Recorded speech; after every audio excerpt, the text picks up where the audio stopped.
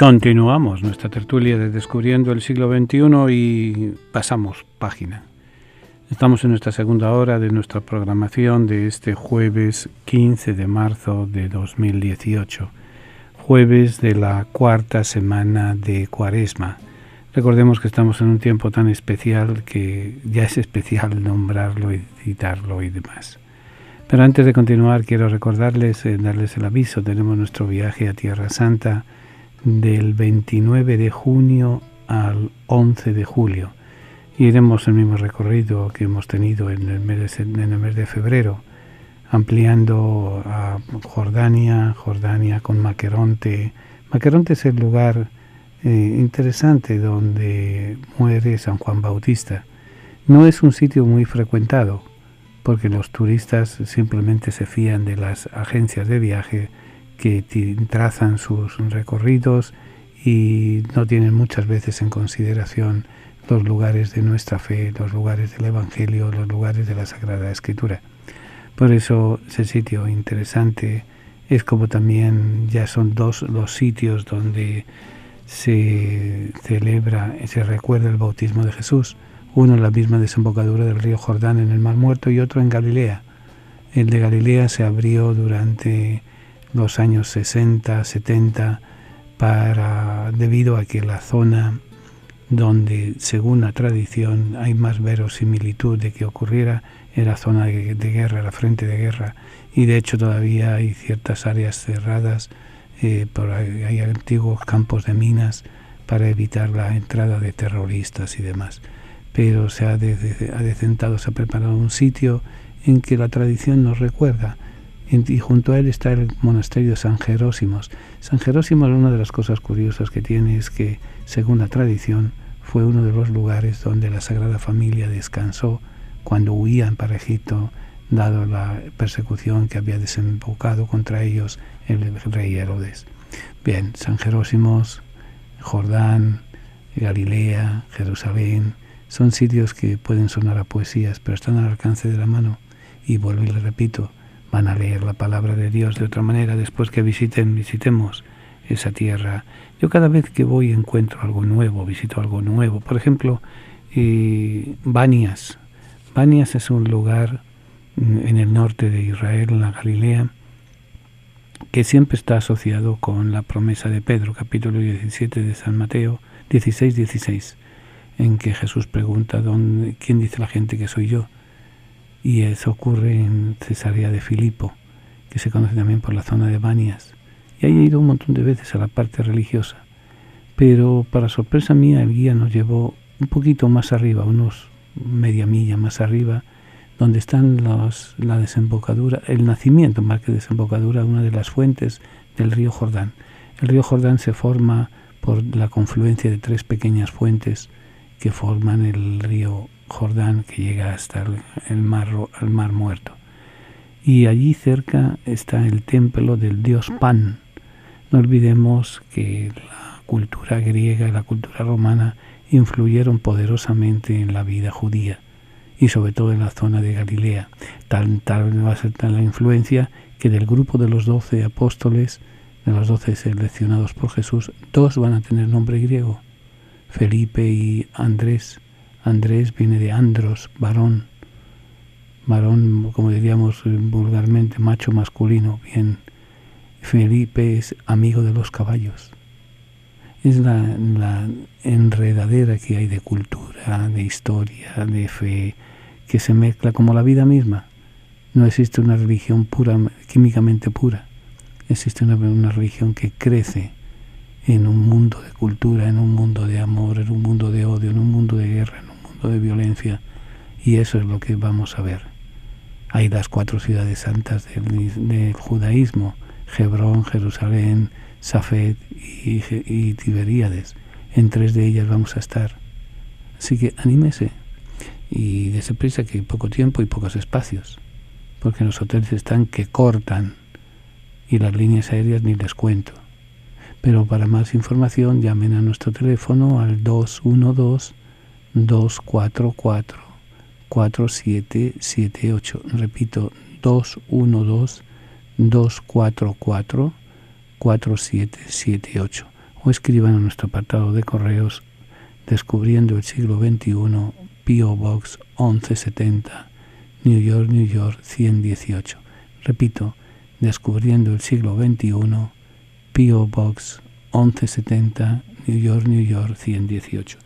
Y hablando de correos, me han llegado 2 cartas de presos, pero lamentablemente una se me ha quedado en el escritorio y la otra, como la había guardado en la cartera, la puedo leer.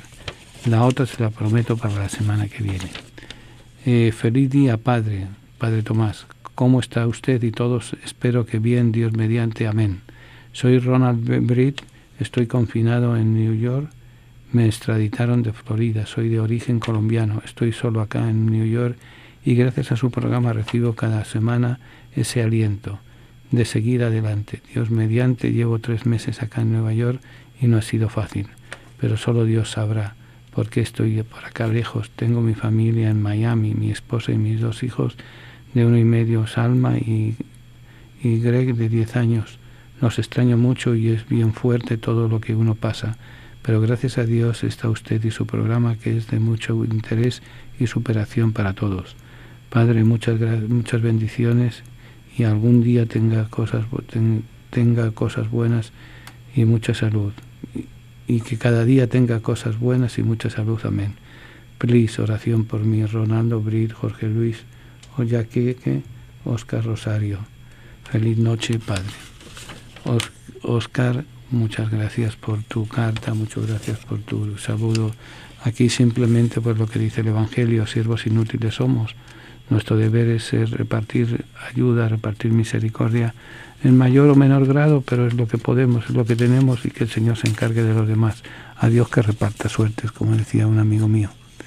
Así que Ronald Britt, un saludo muy Riker Island me parece que es, un saludo muy cordial desde la tertulia.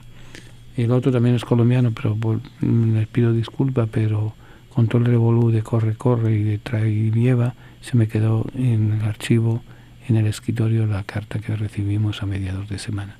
Se la prometo para la semana que viene. Y hablando de semana, el tiempo corre, estamos ya en la 4ª semana de Cuaresma, vamos a comenzar la 5ª semana. Estamos ya entrando, landing, estamos poniéndonos los cinturones para ir aterrizando. En este domingo la primera lectura es de un tono profundamente optimista. Anuncia una nueva alianza entre Dios y el pueblo. Todo tendrá lugar de forma fácil, casi milagrosa, sin especial esfuerzo para Dios ni para nosotros. En cambio, la segunda y la tercera lectura ofrecen una imagen muy distinta. La imagen de la nueva alianza entre Dios y el pueblo implicará un duro sacrificio para Jesús. Un sacrificio que le sumerge en la angustia y le mueve a rezar al Padre.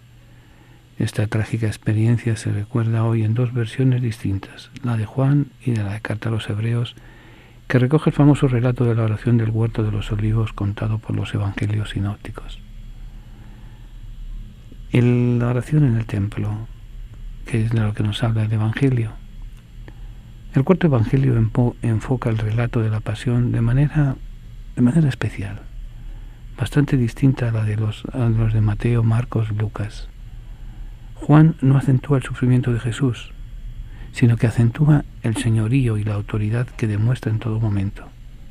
O sea, a él no le interesa tanto el sufrimiento, la masacre, el masoquismo y demás, sino Jesús es el que triunfa. Por eso no nos cuenta la oración del huerto, pero unos días antes sitúa una experiencia muy parecida de Jesús en la explanada del Templo de Jerusalén. El Evangelio comienza y termina en tono de victoria. El triunfo inicial se concreta en el deseo de algunos de conocer a Jesús. Lo de menos que se trate de gentiles, paganos, como dice la traducción litúrgica, o de judíos de lengua griega, residentes en otros países que han venido a celebrar la fiesta de Pascua. Y el triunfo del cual habla Juan, reflejado en el interés de unos pocos, alcanza dimensiones universales. Al final atraeré a todos hacia mí, afirma Jesús. Pero en este marco de triunfo hay una escena trágica. Jesús es consciente de que para triunfar tiene que morir. Usa la frase como el grano de trigo tiene que ser elevado sobre la tierra, tiene que ser crucificado. Ante esta situación, el mismo Jesús, me siento angustiado, me siento agitado. E intenta superar ese estado de ánimo con la reflexión y la oración. Ante todo procura convencerse a sí mismo de la necesidad de su muerte. Igual que el grano de trigo tiene que pudrirse en tierra para producir su fruto, así el Hijo del Hombre tiene que fallecer. O sea, miren, Jesús se ha planteado una misión. Le da miedo. Le entra el temblor.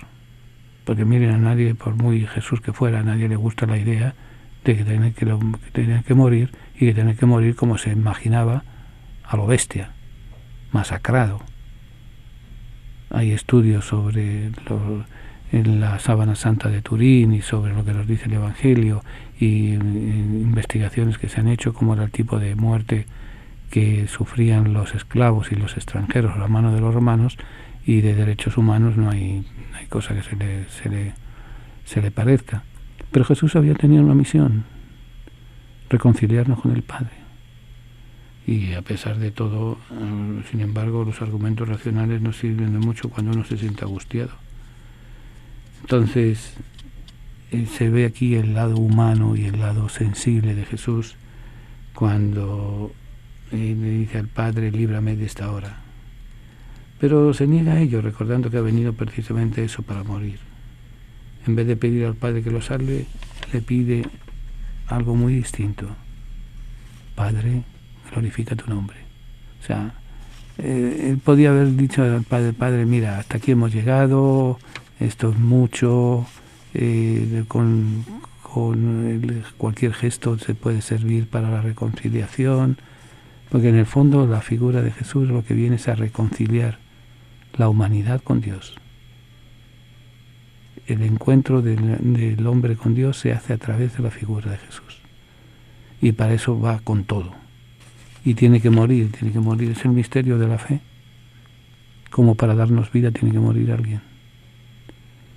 Lo importante no es conservar la vida, sino la gloria de Dios, es el planteamiento que nos pone Juan.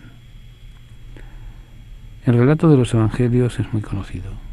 Jesús marcha al huerto de los olivos la noche que será apresado, sabe que va a morir, siente profunda angustia, y por 3 veces reza al Padre pidiéndole que, si es posible, le evite ese trago amargo.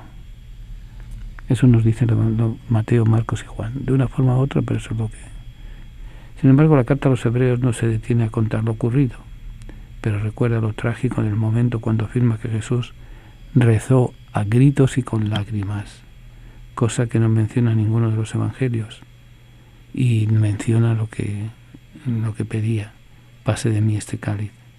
Lo sugiere al decir que suplicaba al que podía salvarlo de la muerte. O sea, en el fondo nos presenta al Jesús humano. Miren, yo no sé ustedes, pero yo estoy cansado de contemplar el Jesús en las nubes. Jesús trepado al 5º, al 6º cielo. Entonces no tiene sentido la redención, no tiene sentido su mensaje. Es un hombre con todo, como decimos, de pelo en pecho. Es un hombre macho, masculino, que sabe que tiene una misión, la de reunificar la humanidad con Dios. Pero eso cuesta. Eso cuesta en el sentido de que es su vida por medio. Y tiene miedo, porque él sabe, como les decía antes, sabe a qué se expone, porque conocía la maldad de los romanos, lo cual no eran, los judíos tampoco eran moco de pavo, como decimos vulgarmente. El que le masacren a uno, el que le machaquen a uno, el que le torturen a uno no es plato de buen agrado. Sin embargo, él lo acepta, grita, pero lo acepta a regañadientes, y quiere que el Padre sea glorificado. Él simplemente menciona lo que pedía: pase de mí este cáliz, lo sugiere al decir que si suplicaba al que podía salvarlo de la muerte. Sin embargo, el final de la segunda lectura es optimista. Jesús salva eternamente a quienes le obedecen. En medio de este contraste entre tragedia y triunfo, unas palabras desconcertantes. En su angustia fue escuchado.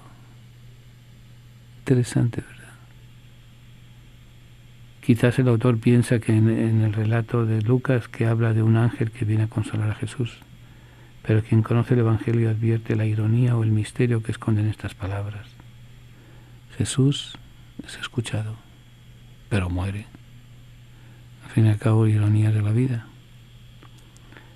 Es evidente la relación entre las dos lecturas.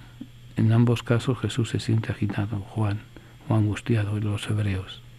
En ambos casos recurre a la oración. En ambas lecturas la palabra final no es la muerte, sino lo más importante, la victoria de Jesús, y con él la de todos nosotros.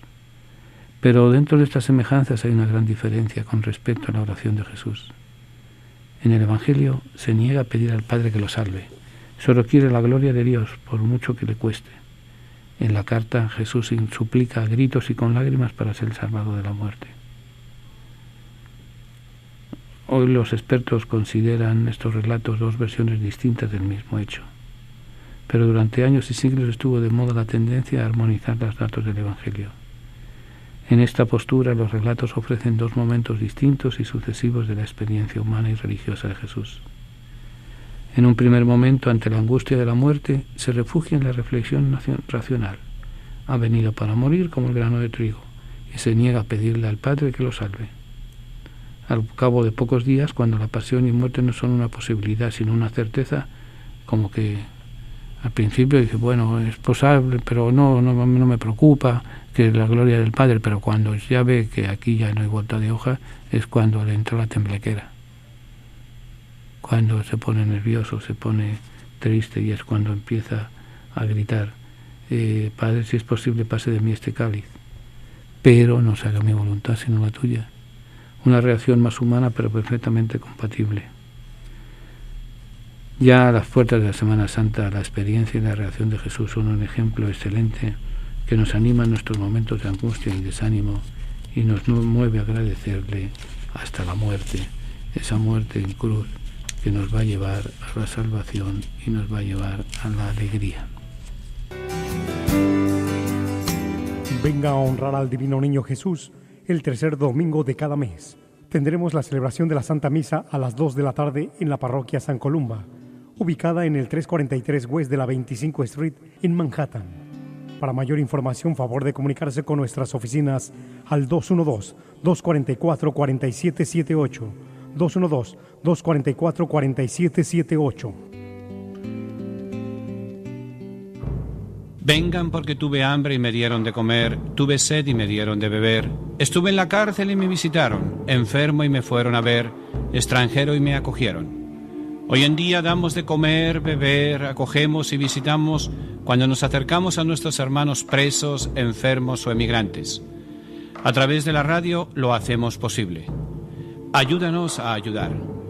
Envíenos su donativo a Descubriendo el Siglo XXI.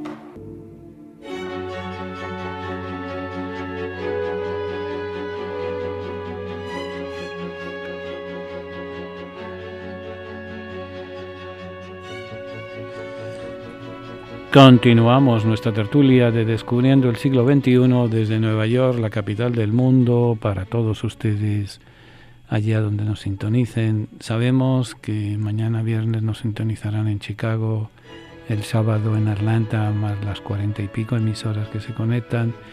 El domingo no sé si ya están en Puerto Rico conectados o no, pero cuando puedan, bendito sea Dios. Luego el domingo y el jueves en Panamá, en Ecuador, en Argentina. Eso es lo que yo sé. Los que solamente Dios sabe, pues eso solamente Dios sabe. Hoy en día es cuestión de sembrar semillas, y la semilla cae donde el Señor le da la gana que caiga. Y miren, uno se encuentra sorpresas en la vida y se encuentra cosas. El problema es aceptar en la vida la vocación a la que Dios nos ha llamado. Y nosotros, los que hacemos posible el siglo XXI, creemos, no creo que nos equivoquemos mucho, el Señor nos ha creado para ser sembradores. Miren, no siempre el que siembra recoge con la cosecha. El sembrador es sembrador, el cosechador es cosechador, el agricultor es agricultor. Así que sembramos. ¿La semilla dónde cae? Eso ya no es asunto mío. Ay de mí si no evangelizaré, recuerda San Pablo. Ay de mí si no sembraré. Voy sembrando. El resultado que se encarga el de arriba. Bueno, aparte de la introducción, vamos a hoy hablar. Ya hemos visto por encimita el Pentateuco, los 5 primeros libros que son, miren, si de todos estos programas sobre la Sagrada Escritura salen habiéndose leído entero el Pentateuco, bendito sea Dios. El Pentateuco es la piedra angular sobre la cual está construida la biblioteca de los 73 libros que forman la Biblia. La ley, o sea, además los orígenes, la ley, el origen del pecado, el origen de la vida, el origen de las promesas, el origen de la emigración, el encuentro con Dios en el desierto, el encuentro con Dios en el Sinaí, en la conquista de la tierra prometida, las leyes de culto. Esa es la ley. La ley a la cual Jesús se va a hacer referencia con mucha frecuencia. No he venido a abolirla, sino a limpiarla, purificarla. Va a ser esto referencia para todos nosotros. Entonces, después va a venir el establecimiento en la tierra prometida, con todas las aventuras, con Samuel, con los reyes, con Esdras, con Nehemías, que ya hemos visto así por encimita cada uno de ellos.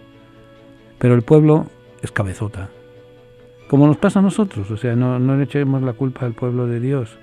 En el fin y al cabo, esos son similitud de lo que somos nosotros hoy en día. Pero Dios guarda su promesa y de vez en cuando llama la atención. Y son los profetas. O sea, la ley, los escritos, los profetas.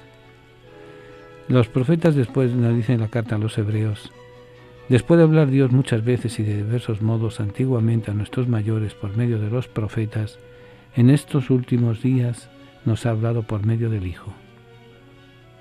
Eso está tomado de un fragmento del capítulo 1, verso 1 y 2 de la carta a los hebreos.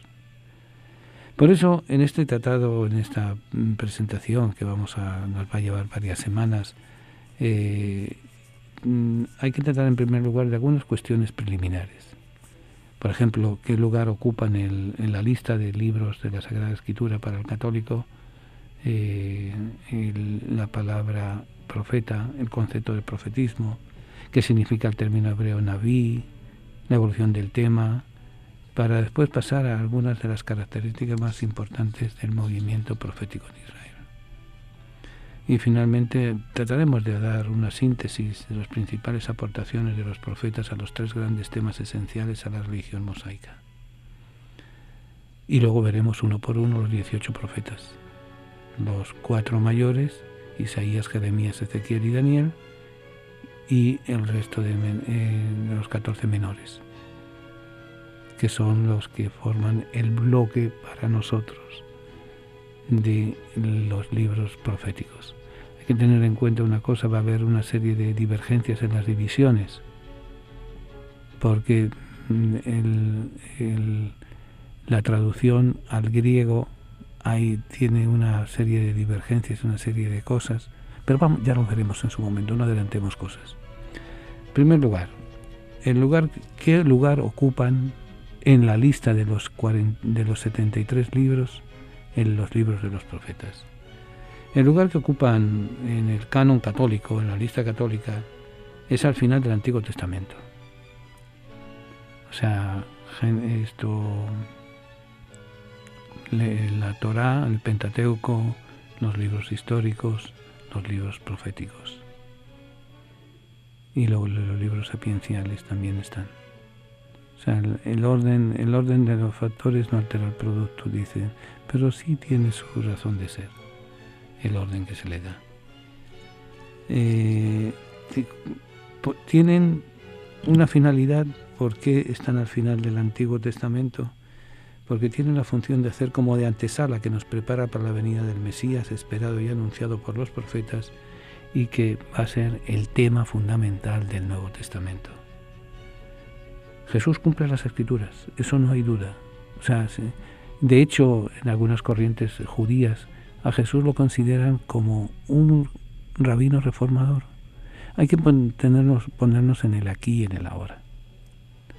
Hay que pensar que en el momento que nace Jesús, en el siglo I de la era actual, es un momento de grandes divergencias y de grandes revuelos nacionalistas y religiosos en Israel. Estaban resintiendo la dominación griega, estaban resintiendo la dominación romana, estaban esperando finalmente cuándo va a venir el Salvador, cuándo va a venir el Mesías. Y ahí entonces surge el ubicar en la entrada del Nuevo Testamento el movimiento profético. Se han distribuido haciendo una división entre los 4 profetas mayores, Isaías, Jeremías, Ezequiel y Daniel, que van delante de los 12 profetas menores. La Biblia hebrea hace otra agrupación. Une a Isaías, Jeremías y Ezequiel con los 12 profetas menores bajo el título de profetas posteriores y los coloca a continuación del bloque Josué, Reyes, que denomina profetas anteriores. O sea, para que nos entendamos. Profetas mayores, profetas menores. ¿Dónde van? Se lo digo ahorita.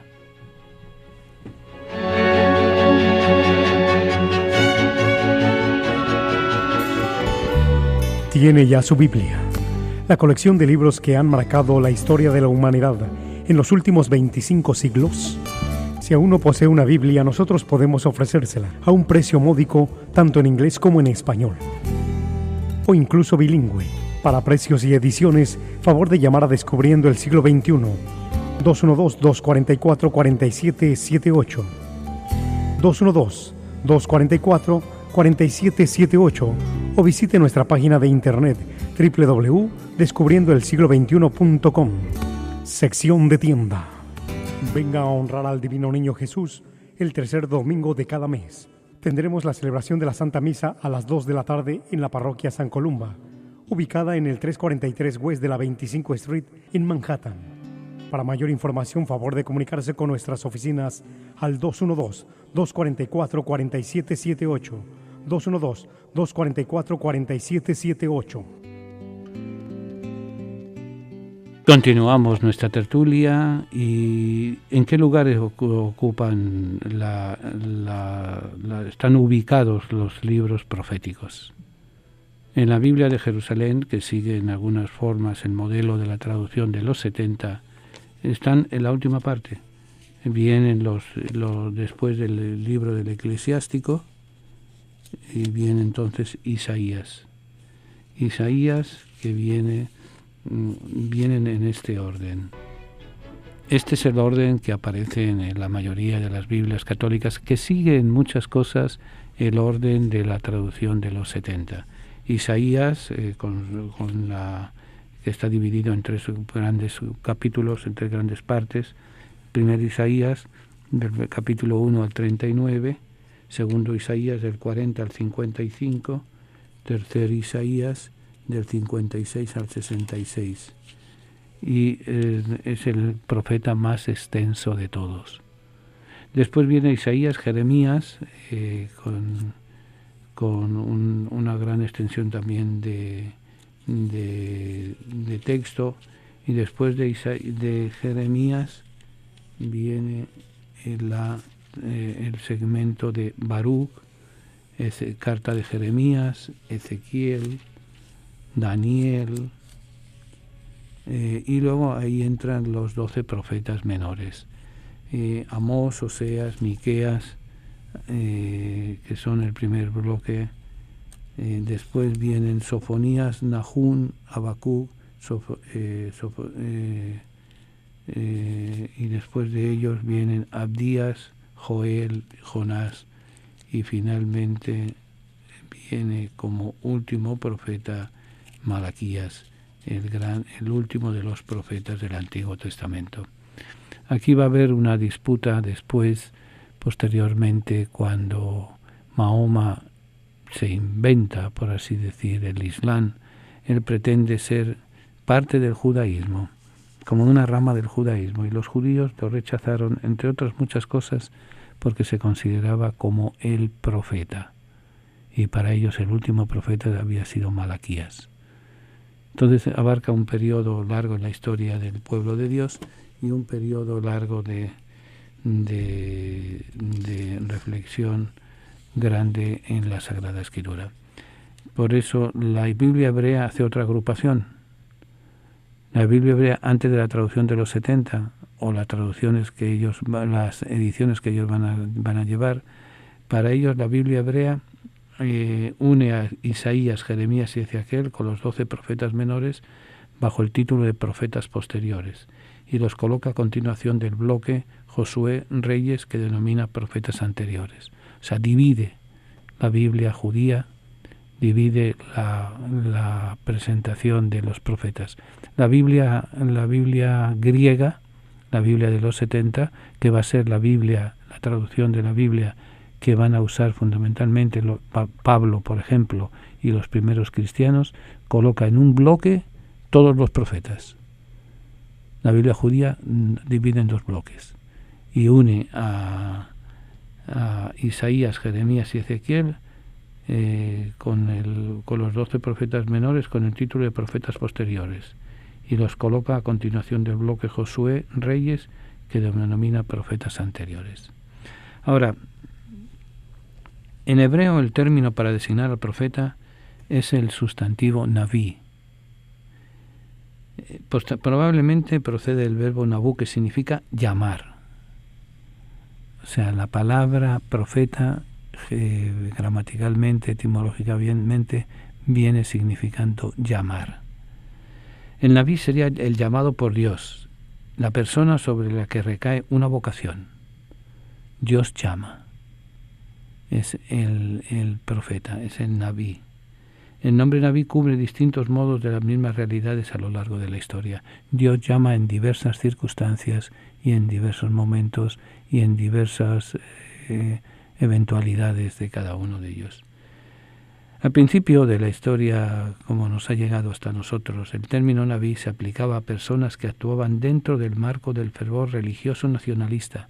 Hay que tener en cuenta un carácter, hoy podríamos llamarle una característica política nacionalista de los profetas. Va a ser el sentimiento, algunos de ellos, como por ejemplo Isaías, van a profetizar cuando están exiliados en Babilonia, y entonces empieza a recordarles cuánto habíamos perdido, cómo habíamos hecho. O sea, el sentimiento político, el sentimiento de orgullo patriótico, de orgullo nacional. Hay que ponernos en las circunstancias. Entre nosotros hay muchos exiliados.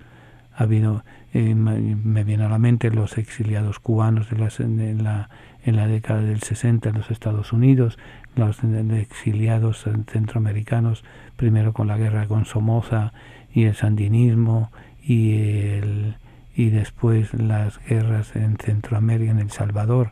O sea, el sentimiento nacionalista y el sentimiento de identidad van a estar muy unidos al sentimiento profético. O sea, el ser judío era pertenecer a un pueblo, pertenecer a una idea, pertenecer a una religión. Y el profeta, el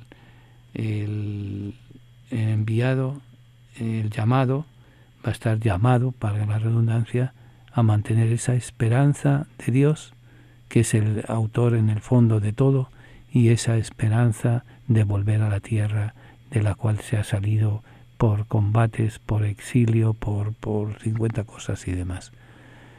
La deportación a Babilonia, se llevaron prisioneros a 10 tribus. Esas tribus volverán a Israel cuando venga el Mesías. ¿Cómo sabrán el Mesías a qué tribu pertenece cada uno? El Señor hará renacer en cada corazón su seña de identidad. Como ven, el profetismo, el profeta, está unido a ese sentido de nacionalismo, ese sentido de pertenencia de una fe, a ese sentido de acercamiento a Dios en todo momento. Al principio, el término naví, profeta, llamado, se aplicaba a personas que actuaban dentro del marco del fervor religioso nacionalista. y entrando como en trance y fuera de sí en momentos de culto y sentido estático. En esta acepción tienen paralelos en los pueblos vecinos, incluso parece que el fenómeno ha sido importado del extranjero. Este sentimiento profético, ese profetismo, y es masivo, es colectivo, o sea, ese sentido de pertenencia. No es un individuo, como será después, posteriormente, un individuo solo, es el pueblo entero que se siente llamado, que se siente escogido. Con el tiempo el término Nabí amplió su significado, como aparece en primero libro de Samuel, capítulo 9, verso 9, pues el que llaman hoy profeta lo llamaban en otro tiempo vidente. Esto quiere decir que se ampliaba su significado para las visiones, empieza a ser un profetismo menos masivo. Finalmente reciben el nombre de Nabí tanto los grandes profetas como los menores. También se llama Nabí a los falsos profetas. Se trata ya de personajes determinados y singulares. Ahora vamos a dar un resumen, así un resumen histórico de los que podríamos denominar movimiento profético de Israel. En la Sagrada Escritura nos encontramos lo que podríamos llamar un movimiento profético, que comienza con personajes clave a los que muy probablemente se retrotrae el concepto de profeta. Por ejemplo, se puede llamar profeta, anunciador, llamado, escogido a Abraham, Génesis 27, a Moisés, a María, la madre de Jesús, a Débora. Más adelante nos encontramos en los tiempos de Elías y Eliseo con grupos de profetas, en la que aún sobrevive el nevismo estático, o sea, el llamado, o sea, personajes. Empezamos con personajes. Dios llama, Dios escoge para que una persona determinada cumpla una misión, la de ser portavoz de Dios. Abraham es el portavoz de la promesa de una tierra nueva, de un cielo nuevo y una tierra nueva, que va a coincidir con el libro después del Apocalipsis, en ese sentido, en ese concepto. Abraham, Moisés va a dirigir al pueblo hacia una utopía, va a sacarlo al desierto, va a hacer una alianza, va a llevarlo hasta la tierra prometida, tierra que él nunca llegó a ver. Vio las entradas, por así decir, las llanuras de Jericó, la hondonada en que Jericó estaba junto al Jordán, en la desembocadura del Jordán. Son individuos que van manteniendo, alimentando una utopía, una esperanza. Más adelante nos encontramos en los tiempos de Elías y de Eliseo. Ya no va a ser individuos, va a ser grupos de profetas, grupos de anunciadores de Dios, en los que aún sobrevive en la llamada estática. Dios me llama, Dios me ha escogido, como yo voy respondiendo. Y finalmente, en un paso más específico de Israel, se destacarán una serie de profetas individuales que darán paso definitivamente a los profetas o escritores, que vamos a verlos así por encima. Antes del destierro, porque hay que tener en cuenta, hay una serie de etapas en la historia del pueblo de Dios. De ser un individuo, Abraham, que Dios escoge para ser padre de los creyentes. Abraham tiene su link en su hijo Isaac. Isaac va a tener sus 2 hijos, Esaú y Jacob. Jacob va a tener su tribu de 12 hijos. De esos 12 hijos van a surgir 12 tribus. Ahí sí van ampliándose, de uno que era Abraham a 12 familias. De 12 familias a un pueblo entero que ni las arenas del mar ni las estrellas del cielo pueden contar cuántos van a pertenecer a ese grupo. Y de ahí va el paso a grupo de profetas y luego después a individuos profetas. Y ese es el proceso que dura pues varios cientos de años en la historia de Israel. Siempre tenemos necesidad de contemplar el misterio de la misericordia. Es fuente de alegría, de serenidad y de paz. es condición para nuestra salvación. Misericordia es la palabra que revela el misterio de la Santísima Trinidad. Misericordia es el acto último y supremo con el cual Dios viene a nuestro encuentro. Misericordia es la ley fundamental que habita en el corazón de cada persona cuando mira con ojos sinceros al hermano que encuentra en el camino de la vida. Misericordia es la vida que une a Dios y el hombre porque abre el corazón a la esperanza de ser amados para siempre, no obstante el límite de nuestro pecado. Con estas palabras el Papa Francisco convoca a toda la Iglesia con la misericordia del Padre. Viviremos y sentiremos en la Iglesia el amor del Padre, la fraternidad del Hijo, la santidad del Espíritu Santo. Únete a la familia de Descubriendo el Siglo XXI para celebrar la gracia del Señor. Para mayor información, favor de comunicarse con las oficinas de Descubriendo el Siglo XXI, al apartado de correos 1170 Nueva York 118 o a nuestro teléfono 212-244-4778. Estamos para servirles y para ayudarles. Venga a honrar al Divino Niño Jesús el tercer domingo de cada mes. Tendremos la celebración de la Santa Misa a las 2 de la tarde en la parroquia San Columba, ubicada en el 343 West de la 25 Street en Manhattan.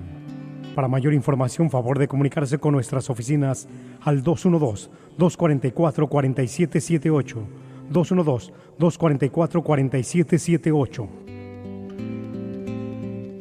¿Sabías qué significa la palabra cruz? ¿O la palabra Pascua? ¿O la palabra concilio? Pues bien, podrás encontrar las respuestas a estas preguntas y a 313 más en el libro ¿Sabías qué?, escrito por el padre Tomás del Valle. En dicho libro se recogen las preguntas e inquietudes que los oyentes del programa La Tertulia han ido haciendo en el programa a lo largo de los años. No deje de comprar este libro, que le ayudará en las dudas y reflexiones. Comprándolo ayuda para que La Tertulia del Siglo XXI siga manteniéndose en el aire. Para comprar o pedir, llame o escriba a nuestras oficinas. Descubriendo el Siglo XXI, 212-244-4778 o encárguelo por email radiosiglo21@aol.com.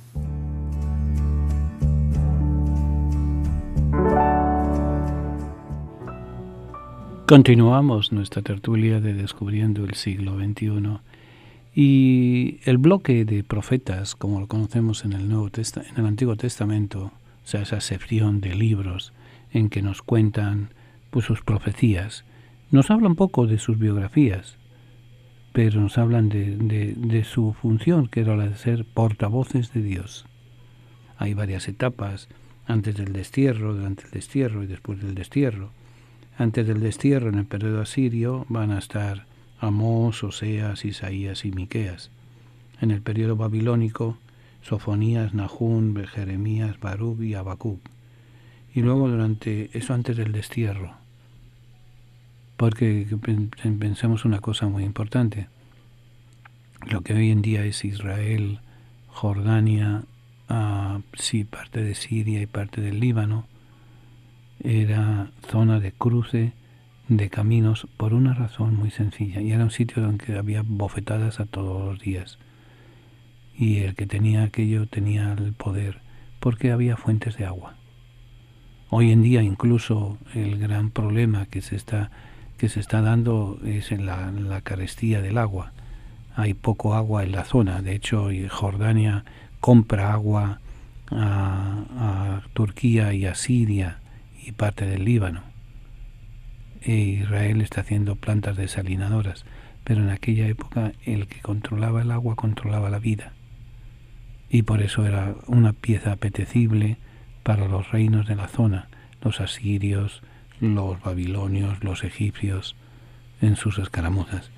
Entonces, durante el destierro van a ser el periodo persa, que va a ser Ezequiel y segundo Isaías los que van a estar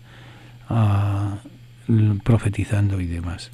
Y después del destierro sigue en el periodo persa Ageo, Zacarías, Malaquías y tercer Isaías, el periodo griego Daniel y Deutero y Zacarías, y en época que no se sabe ubicar, Joel, Abdías y Jonás. Son los profetas en los más o menos se ubican en ese contexto de exilio. Pero sobre todo, miren, podríamos ir marcando ya las pautas. El Pentateuco, la lucha, el nacimiento y la lucha. El Pentateuco es el nacimiento de la humanidad, el nacimiento de la familia, el nacimiento de la promesa y el nacimiento de las tribus de Israel desde una familia. Desde la familia de Jacob con sus 12 hijos.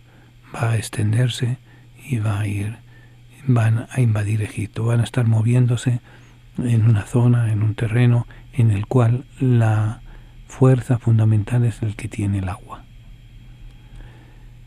La segunda etapa va a ser ya el establecimiento, en el Pentateuco, el establecimiento, el liberarse de la esclavitud y volver a los orígenes, volver a la tierra que había sido de sus antepasados, la tierra prometida.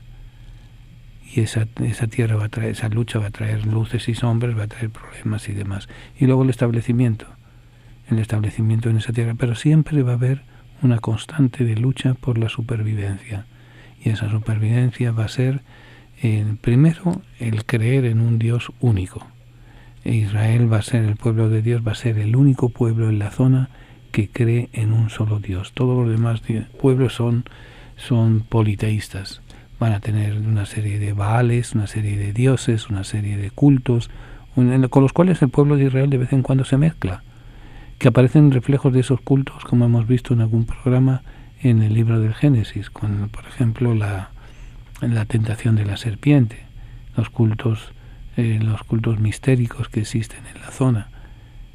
Y entonces van a tener influencia romana y van a tener influencia griega y todos van a estar a predicar sus dioses, y entonces los profetas van a ser: tenemos una ley, tenemos unos compromisos, tenemos una respuesta que darle a Dios.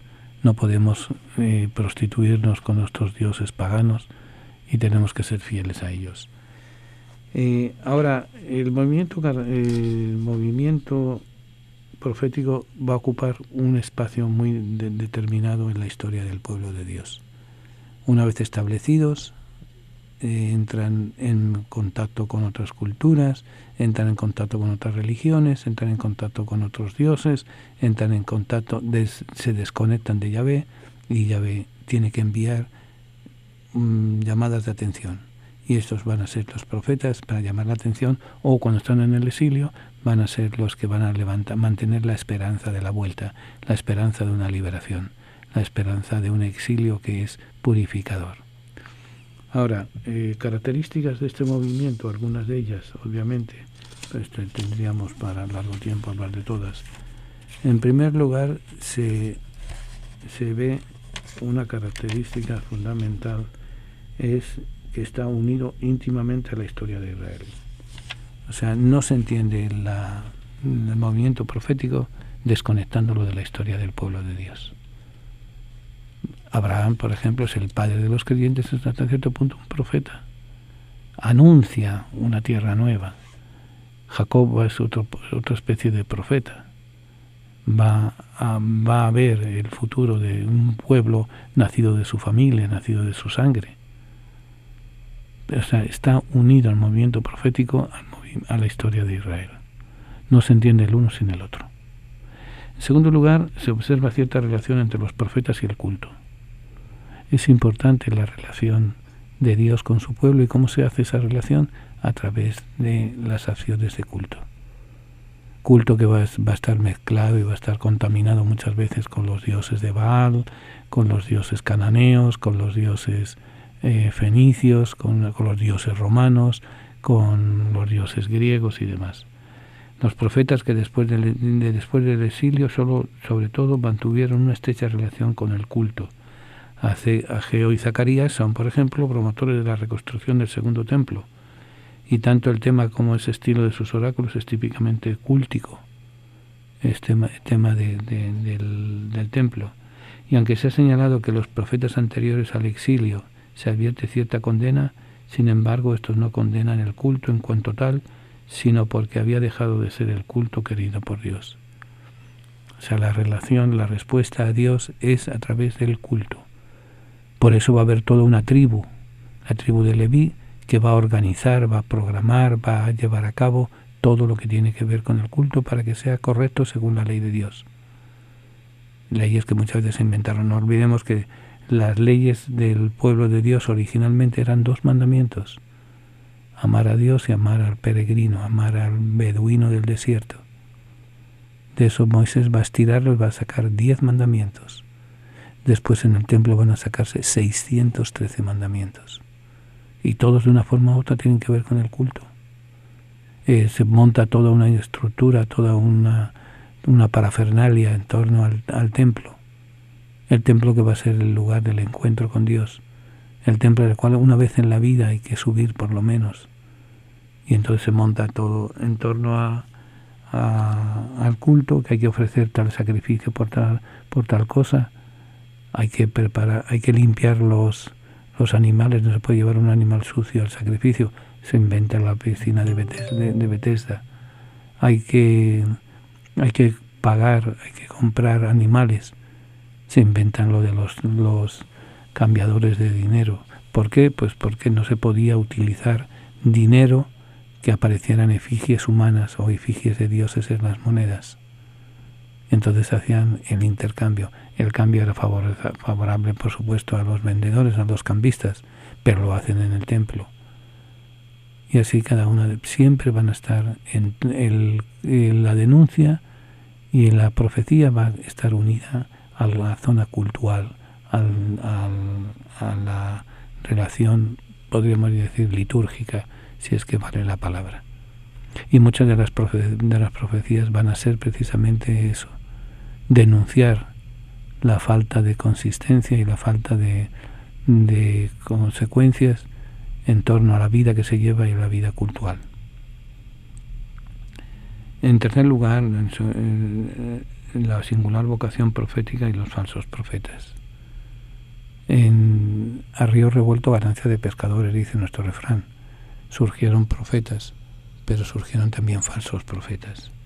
La esencia del verdadero profeta y en lo que se diferenciaba de los falsos radicaba en que él sí había sido llamado por Dios, en la divinidad de su vocación. De ahí el interés por dejar constancia de ese momento en su predicación. Otra diferencia era la distinta concepción que tenían de la alianza. Los monarcas antiguos y los grandes santuarios solían tener consejeros e intérpretes de visiones y sueños, que solían denominarse profetas de corte o consejeros del templo, los cuales solían decir al rey o al sacerdote lo que querían oír y no transmitían la palabra transformadora de Dios. Otros criterios para distinguir los falsos de los verdaderos profetas son los milagros, las profecías cumplidas, la vida del profeta y la ortodoxia de la doctrina. O sea, se encuentran, además del culto, se encuentran con profetas que son elegidos por Dios o individuos que se hacen pasar elegidos por Dios. Toda la parafernalia y toda la consejería y todos los expertos y todos los dioses áulicos, los profetas áulicos que solían existir en torno a la palabra, en torno de la presencia de Dios a través de los hombres y demás. Bien, vamos a ir concluyendo porque nos faltan 3 minutos para concluir. Entramos en esta parte de la Sagrada Escritura, la cual no suele ser muy leída y muy conocida, pero que nos acerca a Dios probablemente y tiene mucho más parecido con la vida real de hoy en día que cualquier otro libro. El profeta es el enviado a anunciar algo, desgracias o alegrías, unido a su pueblo, unido a su culto. Lo veremos el próximo día. Bien, vamos a ir concluyendo. Este fin de semana hay dos grandes santos, celebramos 2 grandes santos en la Iglesia Católica. El recuerdo el 17 de San Patricio y el recuerdo el 19 de San José. Ambas figuras podríamos decir que han sido proféticas, siguiendo el tema que estamos hablando.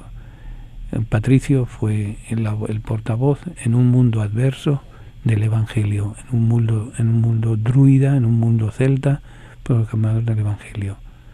Ojalá siga presente entre nosotros esa energía y ese valor de Patricio. Y en la figura de José, la figura, si queremos, misteriosa, la figura degradada muchas veces, la figura tomada como, sin embargo, es un varón justo, patrono sobre todo de la Iglesia. Protegió a la Sagrada Familia, protegió a la Iglesia. En los conventos de clausura, de monjas de clausura, se le tiene una gran devoción, y había una tradición que no sé si todavía seguirá existiendo, que en las puertas del convento había una estatua de San José, y en esa estatua de San José había unos vasitos. Cuando las hermanas necesitaban garbanzos, ponían garbanzos. Cuando necesitaban carbón, ponían carbón. De manera que el que entrara y viera la puerta de San José cuál era lo que había allí, esa era la necesidad de las hermanas, y la providencia, San José, se encargaba de que no les faltara ese alimento, esa calefacción, esa ayuda de medicina, esa ayuda espiritual y demás. En España el día de San José, el 19, es el día del Padre y el día del seminario.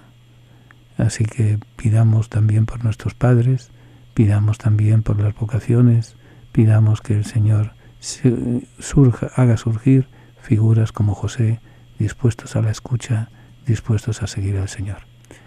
Nada más, un abrazo fuerte, especial para los hermanos privados de libertad. Que Dios les bendiga. Hasta la semana que viene. Señor, nuestros hermanos a los que tú amas están encarcelados. Ten compasión de todos los presos y socórrelos. Si es posible, que sea llevadero para ellos este cáliz.